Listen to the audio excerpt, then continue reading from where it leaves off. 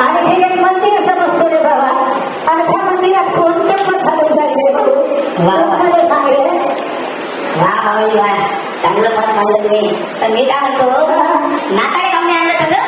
अरे कसं आणू रे नाताळे, पुण्या लोकांनी आता एसटी फ्री झालं म्हणते, लय गर्दी होती, मला लोकांना देवराच्या ढकलून मी आलो वरतं नातवायला खालतो. अरे बाबाजी, आजकालच्या जमान्यामध्ये तुमच्या पसंतीनं नाचून जमणार आहे का? पोरायलाच पोटी पाहायचे. अरे तू येईल म्हणते तुम्ही बाबा, तुम्ही काही काळजी करता. बरं तुम्हाला काहीतरी ओळखीचं दिसते का याच्यात? अरे जग्गू जगन्नाथराव लाखेला ठिकाणी गेलेला आहे होता. अरे हे जग्गू नाही, जगन्नाथराव आहे. तो आम्ही लहानपणी गेले जग्गूच दिसत होता रे बाबा. आता कसं आहे माहित नाही मध्ये. अरे बाबा, आता ते महान माणूस गडाचे अध्यक्ष आहे वर्गाचे, दुसरं कोणी दिसते का तिकडे बाहेर?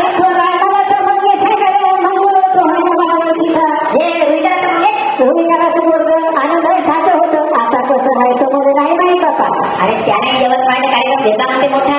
बाबा तुम्ही लोक हे कार्यक्रम घेताय ना, लय चांगलं काम करत आहे. यवतमाळवाल्याने घेतला, वर्धेवाल्याने घेतला, खरंच झालं लय चांगलं काम करत आहे रे बाबा. आणि बरं बाबाजी, आता आलेच तर वर येता का? हे पोरं पोरीला काही सांगता का? येतो ना रे बाबा. या या. तुम्ही आता तुम्ही काढले एवढं थंडी ते घेतलं रे बाबा कार्यक्रम. एवढी थंडी गारपीटचा जमाना आहे. आणि काय रे बाबा थांबा. हो येतो रे, थांबणार रे बाबा. तुझ्यासारखं थोडी थांबणार धरू नको दोऱ्या. अरे बाप, कसं झालं बाबाजी, आता थंडीचं घेण्यामागं काय, आता 2-3 दिवसाला पाऊस लागून राहिला ना, मग पावसात का पोरं पोरी पाहायला जाते काय? कुठं राहिला रे पावसानं? कुठं कार्य समुद्राच्या काठावर जाते आणि मोठ्या आला भागा घालते ना. कुठं पावसानं कुठं करायला रे या जमान्यात? नाही ना बाबाजी, अजूनही लोक पाऊस पाहते ना. अरे पाहणाऱ्याने पाहू द्या बाबा, पण आता काही खरं नाही. लग्नाच्या पहिले 15 दिवसापूर्वी समुद्राच्या काठावर जाते ना, आला भागा घालते रे बाबा. जे जीवनाच्या झाल्यावर काहीच नाही बोलत, एकमेकाला हो होच करते. बरं ते पहा बरं, मंगेश तुम्हाला ओळखते का? तर जा बरं त्याच्यापाशी थोडस पहा बरं. तुम्ही ओळखलं का जी मंगेश येईल?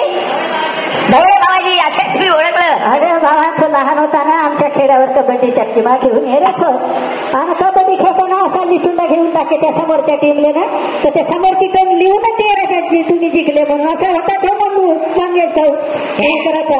काही इकडे माणसं आहेत ओळखता तुम्ही? ह्या इकडे बाहेरमध्ये ह्या समोरच्या याच्यावर कोणती बाई बसून नाही दिसते का तुम्हाला? अरे परभा होणार परभा असं बरं बाबाजी, आता तुम्ही आलेच आहे, वेळ नाही झाला. आता हे का नाही, तुमचा नातू येतपर्यंत तुम्ही इथं बसतो ना बाबा. आणि हे जे आता पोरपोरी इथं सांगून गेले का नाही आपला परिचय, यायला काही सूचना काही थोडंसं तुमचं सांगा आता बुड्या माणसाचं.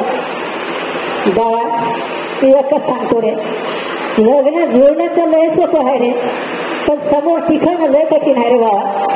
तुम्ही काय करता, लग्नाच्या पहिलेच एवढं बोलून टाकता, आणि मग लग्नानंतर काही तुम्ही ठेवत नाही रे. पुढे जिंदगीचा उल्लेख तुम्ही पहिलेच ठेवता, मग काही तुम्हाला बोलायला राहत नाही.